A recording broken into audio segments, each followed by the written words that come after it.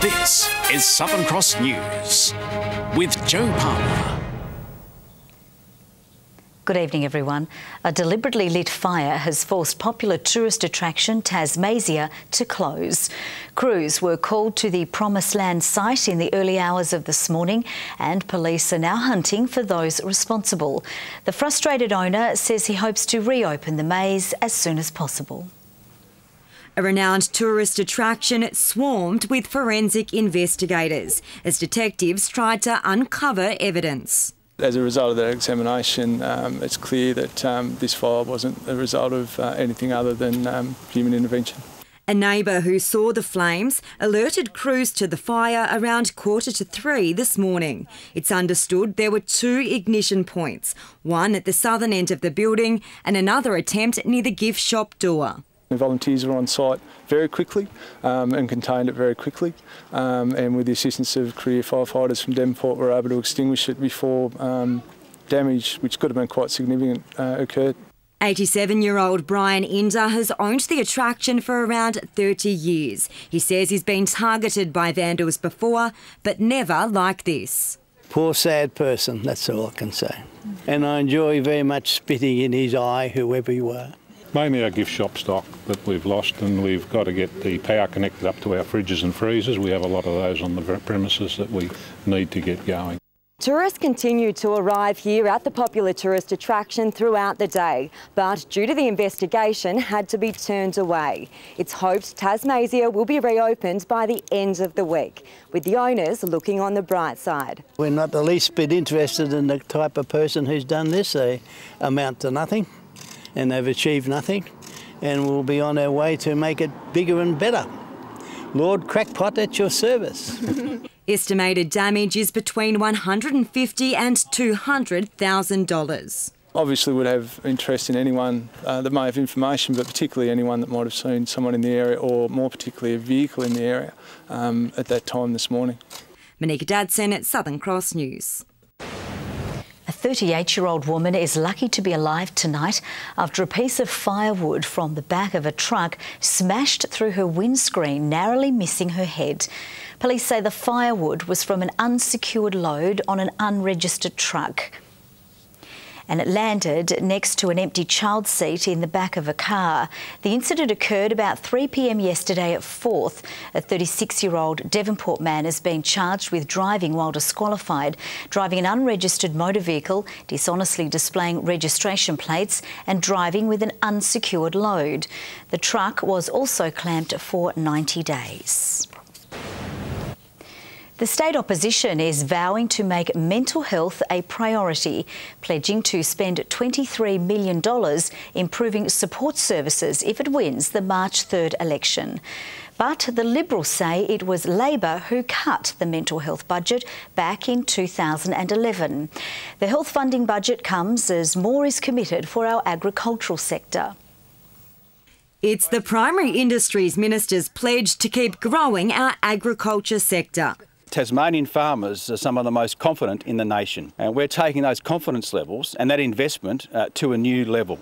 Committing to spend an additional $150 million on the sector over 4 years if the Liberals are re-elected. Funds would go towards new irrigation schemes, research, rural organisations, and $20 million worth of loans would help young farmers get a hand up in the industry. Just generally, it's a real confidence boost to agriculture in general. It's very widespread. Off the back of fruit flies being detected in the state, biosecurity would also get a $3 million boost. So we can truly make biosecurity a whole of government and a whole of industry and a whole of Tasmania responsibility. The Liberals have slashed funding to Biosecurity Tasmania. You've got a demoralised Biosecurity Tasmania workforce. Instead of just chucking relatively small sums of money to Biosecurity Tasmania, the Liberals should be committing to a significant funding boost. Labor is yet to announce its agriculture policy, but is pushing forward with its election commitments to health. It's announced a $23 million mental health package, which includes funding for more psychiatric nurses, 10 additional mental health beds in Hobart, new recovery centres, and the introduction of child and adolescent mental health teams. We know that youth mental health facilities are a significant gap in Tasmania. It's not good enough that it has been a gap and that people have been asking for those services to be provided. It was in fact the Labor government that cut $8 million from the mental health budget in 2011. They cut 40 staff. We have reinvested where they cut. The Liberals now questioning how Labor is funding its policies. We'll be providing our detailed costings to Treasury, as the Liberal Party will also have to do before the election. Monica Dadson at Southern Cross News. The Liberals have made an election pitch aimed at alleviating Hobart's traffic woes. If elected, the Liberals say they'd build a new bus terminal, potentially underground. The plan is reliant on a Hobart City deal and is predicted to cost over $100 million. A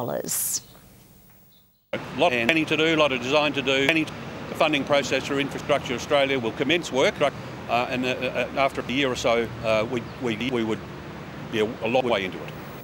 The party also pledging $35 million for another lane on the southern outlet to ease congestion. Labor says the plan is lacking details on the project's timeline and cost. Glenorchy RSL is continuing its attack on Labor's anti-pokies policy, warning it could be forced to cancel Anzac Day services under the plan. The RSL generates around $100,000 a year from poker machines, and the sub-branch president says losing that will threaten the viability of the venue and services. But without the resources of the poker machines, all of us, every single one of us, would be struggling to make ends meet. If the club closes its doors, of course, Glenorchy won't have an Anzac parade and so forth. But Labor says a $5 million fund will help clubs and RSLs continue to provide services after the removal of gaming machines in 2023. Police have arrested 75 people over the past month during Operation Saturate. The 3-month blitz is targeting repeat offenders across a wide range of criminal activity. Our reporter Louise Hedger has the details. Tasmania Police began its crackdown on crime just under a month ago, targeting prolific and recidivist offenders across the greater Hobart area. In that time, over 70 people have been arrested, charged with over 250 crimes. 8 have been remanded in custody. The task force, made up of 14 officers, focusing on those who commit common crimes. Shop stealing, burglary of businesses, and a burglary of dwellings. That's aggravated burglary, so people have their houses broken into and property stolen. They're the main ones. Officers cracking down on court-ordered curfews, holding the power to immediately arrest them if these people commit further offences. The blitz is set to continue over the next 2 months, but it may extend longer if it proves to be effective and crime decreases. We're putting them on notice, and we've made it quite clear to some that we are actually watching them. As always, police are calling for the public's support in reporting crimes. You can provide information anonymously to Crime Stoppers. 2 selfless Tasmanians have been recognised for their actions, receiving one of Australia's most respected honours. Pride of Australia medals awarded to Stephen Ward, who saved his father's life, and John Harris, who continues to fight for wombats suffering with mange. A powerful bond between father and son, strengthened by the pair surviving 3 nights stranded in the freezing Tasmanian wilderness in May last year. Didn't realise that the track that we were doing went for a week and we were only packed for a day, so nearly died. Emergency crews held grave concerns for their chances of survival, but 13-year-old Stephen Ward was determined, using skills he'd learned from watching Bear Grylls to keep them alive. Really, we just kept to a strategy: drink, sleep, we had a river next to us, so we were filtering water through the bottle and Dad's hanky that we had. Now recognised for his efforts, he's been awarded a Pride of Australia medal. I'm probably the most grateful kid on earth. Happy to go home to have a roof over my head and food on the table and a bed to sleep in, but I guess other kids are just asking for too much and then they don't realise what that feels like anymore. There was nothing left in me but him, and the word proud isn't enough. Also recognised Tasmanian John Harris, who spent years campaigning to protect wombats suffering from sarcoptic mange. Mr Harris warning the issue has reached a critical point, with extinction threatening the native species. I'm just a member of the public with a loud mouth, and really it's the scientists and the experts that should come up with the cure. There will be a population-based trial, but it's not for 15 months, and the way we're looking at it, there might not be very many around to trial it on. Louise Hedger, Southern Cross News. A Tasmanian with a passion for marine life is helping locals see the world beneath the waves. The diver of 35 years is launching a new Marine Expo, featuring a virtual reality tour exploring our river systems. Michael Jakes has held a lifelong interest in what goes on under the sea, and now he's diving into uncharted waters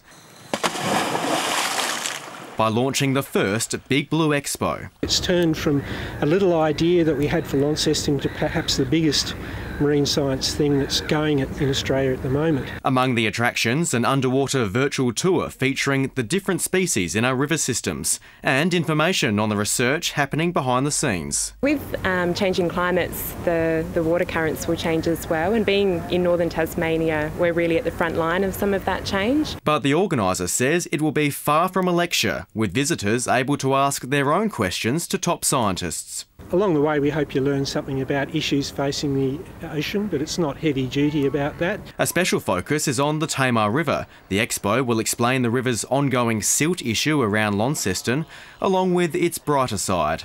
You really need to get down to the other end to really appreciate how diverse the estuary is. So it has a misrepresentation as a silty pond, and it's not that at all. The expo is on Sunday, February 11 at the Albert Hall. Tom Johnson, Southern Cross News. Tasports is adding new vessels to its fleet to help deal with an influx of cruise ships. Pilot boat Kelly will be plying the waters from Hobart all the way to Port Arthur and Port Davey. The $2.7 million vessel self-rights if it capsizes and includes an infrared camera to track people in the water. She's replacing a 30-year-old cutter vessel that's done great service with us over a long period of time. But as technology moves on, as the challenge moves on, we've been committed to investing in new boats. It's one of 3 new pilot boats across the state and is named after explorer Captain James Kelly. The Pepas Silo Hotel redevelopment has reached one of its most challenging stages, installing giant windows for the hotel's penthouses. Huge slabs of concrete are being removed from the structure, opening up what developers say is one of the best views in Launceston. The transformation from grain silo to hotel is becoming clearer by the day. Today, workers began making space for the windows in the penthouse suites. A painstaking task. Each concrete block weighs 3 tonnes and they take an entire day to remove. Certainly the cutting of the windows is probably one of the most tricky things, but we've got that down to a fine art now. From the other side, this is the view. We've been given a first look over the Tamar from 10 stories high. Generally in Launceston you don't do anything, this high. The new restaurant will be called Grain and a head chef has been locked in. Activity on site is reaching its peak with up to 100 people working at any time, while next door there's plenty of movement on the local council's North Bank precinct. We didn't have much to start with other than just some round barrels. You can really look back at it and say, well, we've created that, what a fantastic result at the end. On level 1, the rooms are really starting to take shape, with the bathroom, lighting and carpet now installed. But there's still a few months to go until the first guests can check in. Although no exact opening date has been set, Errol Stewart promises to bring in the hotel with a bang. And we'll probably invite 1,000 guests and shout them a drink or two, show them the rooms and, have a nice big party. Tom Johnson, Southern Cross News. Tasmania's real estate sector is continuing to boom well above the national average. Domain is reporting a 10% surge in Hobart house prices over the December quarter. Median prices sit at more than $440,000. Unit prices are down 0.8% over the quarter, but are still 14% higher than a year ago. Despite the rises, Hobart is still the cheapest state capital in the country. A multi-million-dollar redevelopment is expanding services at one of the state's largest hospitals. A new operating theatre is now open, welcoming its first patient today for what's being described as a successful surgery. Medical professionals getting to work. It's the first day in service for Tasmania's newest operating theatres. It is state-of-the-art, new equipment, better lighting, better digital templating, and possibly better outcome for the patient. It's been 4 years in the making, but now Tasmania's largest private hospital, Calvary Lenna Valley, just got a little bigger. Extra theatres and advanced equipment, a much-needed upgrade. Tasmania has an ageing population. We had a greater demand for surgery, so we really needed this facility. And today, a drink to celebrate the first successful surgery. Oh, it's a Chardonnay, I like that. And it's Tasmania. Veronica Lipscombe, the first to be operated on in the new theatres. Unreal, actually. It's quite exciting, so yeah. A stark difference between the old and the new. Anne Hornsney has been here for decades and says the progress is impressive. It's fantastic, it's so exciting. I mean, I've been really looking forward to this day. It's been a long time coming. 1986 was when we moved into our old, so 30 years ago, and here we are, brand new theatres. This development is one of 5 stages totalling $24 million, and just in a few months the hospital will see a brand new cardiac lab and a new day surgery, allowing for an extra 600 patients a year. There'll be a lot more orthopaedic surgery, a lot more neurosurgery, more general surgery, more gynecological surgery, so just a lot more surgery, a lot more, and obviously doing surgery once our licence surgery will last as well. A licence which would make it the state's first private hospital authorised to perform cardiac surgery. And new equipment like this intraoperative CT scan is the first of its kind in the state. It's a real game changer. In my career, it's one of those milestones, one of those highlights that you go, oh, this will be will be that I will remember. Rita Risk, Southern Cross News. Now let's take a look at the day's business and finance news with thanks to Tasplan, your local super fund. The Australian share market posted its best daily gain in 4 months. The ASX 200 index rose 52.4 points. A short time ago, the Australian dollar was trading at 80.43 US cents and 109.17 New Zealand cents. The Launceston International has secured arguably its biggest draw card to date, with rising star and crowd favourite Alex de Minaur set to grace centre court, and organisers say it could lead to the largest crowd numbers in the event's history. The 18-year-old won fans around the country with some gutsy performances this year, reaching the Brisbane International semi-final as a wildcard before playing in his first ATP singles final at the Sydney International. So when he comes to play on Tuesday, we'll try and get him as a twilight match so as many of the public can come down as possible. And we've got a seating capacity of about 300 in the stands, and we've got a few more around it, so we'll hopefully fill all that. With Davis Cup selection seeing him staying in the country, de Minaur was able to fit the tournament into his schedule. He returns to Launceston for the second time, but carrying with him a much higher profile this time around. We've always wanted him back. He's a fantastic player and he's got a lot of potential. He's going to go a long way in his career. So we were always wanting him back, but honestly we thought he was a little bit out of reach because of how much success he has had.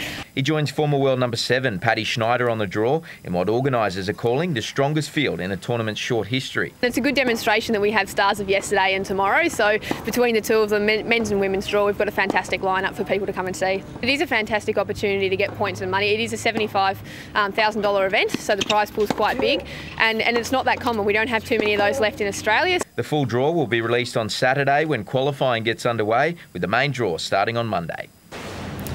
And Jason Kubler is the only Aussie left in the Burnie International men's singles draw, with Andrew Whittington bowing out today in the quarter-final. The Victorian going down 6-2, 2-6, 3-6. Whittington played a strong service game, slamming down 4 aces for the match, but the 24-year-old faded in the third set, conceding 3 double faults. Brisbane's Jason Kubler takes on the tournament's top seed later tonight.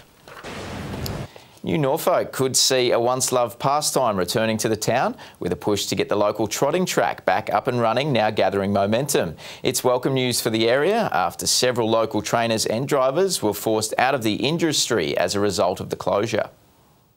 It was once an Australia Day staple for the New Norfolk community. Australia Day meeting was always, you know, a hell of a meeting here, especially for the Delaware Valley community. It used to get a big crowd, real big crowd. But due to lack of funding, the New Norfolk Pacing Club was forced to shut down in 2015 in what would prove a massive blow to the local industry. It made it hard on a lot of trainers. They had to travel, you know, to either Brighton or down to Elwick to work their horses, so, you know, it was a huge impact. Now a partnership between the Tasmanian Pacing Club and the Derwent Valley Council could see the track reopened, with a subcommittee exploring options. If we can get the site back up to a usable standard and regular use and regular maintenance, we can have things like concerts, festivals. If we pick up 30 or 40 more horses, a couple more young people coming through, you know, stabilise the industry instead of just letting things die off. With an election just around the corner, government funding could prove key to making it a reality. And once the track is re-registered, Tas Racing will work to restore it, with those involved confident the popular Australia Day meet could be back up and running as soon as next year. 60 to 80 horses we've identified and probably 20 trainers that were using this facility, so we don't want to lose that out of the industry. Just to drive in front of your home crowd, you know, you nearly knew, you know, 3 parts of the people who used to come to the races. 2 young Hobartians are getting ready to stake their claim on sailing's world stage, with 17-year-olds Alice Buchanan and Devla Dugan off to the USA in July to compete at the World Youth Sailing Championships, after recently winning the 29ers division at the Open National Championships in Brisbane last month. In the meantime, the girls will headline the upcoming Bellerive Regatta. Tassie is such an awesome place to sail. It's a nice cool down when it's a hot day, not like Brisbane, and the water's basically like a bath, but yeah, I love Hobart sailing here, it's really awesome. The pair, who only started sailing together a couple of years back, will soon look to jump up a class to pursue a bigger ambition. We might jump into a 49er, which is an Olympic class, so possibly head down that path. The 2-day Bellerive Regatta will be held on the River Derwent from Saturday the 17th of February. Good evening, Hobart and Burnie. 22 today, Launceston with 24, the top around the state, and Devonport 21 degrees. Fine and partly cloudy around the state with a shower over the southwest. Cressy, Smithton and Friendly Beaches 23. Wynyard and Ouse 22, Campania 21, St Helens and Grove got to 20, Low Head and the Islands all on 19 degrees. Low level cloud over the Bight and our region is trapped under a subsidence inversion due to a large high in the area. Believe it or not. A deep tropical low over central Western Australia is moving south, bringing all the cloud there, and the monsoon trough is whipping more action up over the north. The north coast missed most of the cloud today as low cover moved right over Tasmania. Tomorrow, a very similar situation to today. The high remains over the Bight, extending a ridge across the eastern states, and the monsoon trough is where it normally is. Winds still with a dominant southerly aspect, mostly at 10 to 20 knots. A change to the northeast-northwest should occur during the afternoon. And for tomorrow, a shower or two developing for Hobart, 21 the maximum, 20 for Huonville, Campania, similar forecast and 21 degrees. Launceston, a shower on the way, 24 the top, 22 for Devonport, a late shower for Georgetown and 21. Burnie, mostly sunny and 22, along with Wynyard, Strawn, 21 degrees. And for the east, St Helens, a shower or two and 21. 20 the top for Swansea, Port Arthur, little wet weather as well and 20 degrees. UV still very high, sitting there on 10. On Saturday, a possible light shower in the north, fine for the remainder of the state. Partly cloudy for most regions on Sunday, fine and partly cloudy weather continuing into Monday. Fine but a little cloudy over Perth and Melbourne tomorrow, a sunny day for Adelaide, a shower over Sydney and rain at times in Brisbane.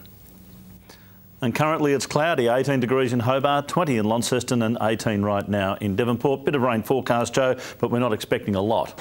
That's all from the news team for now. Have a great evening. Good night.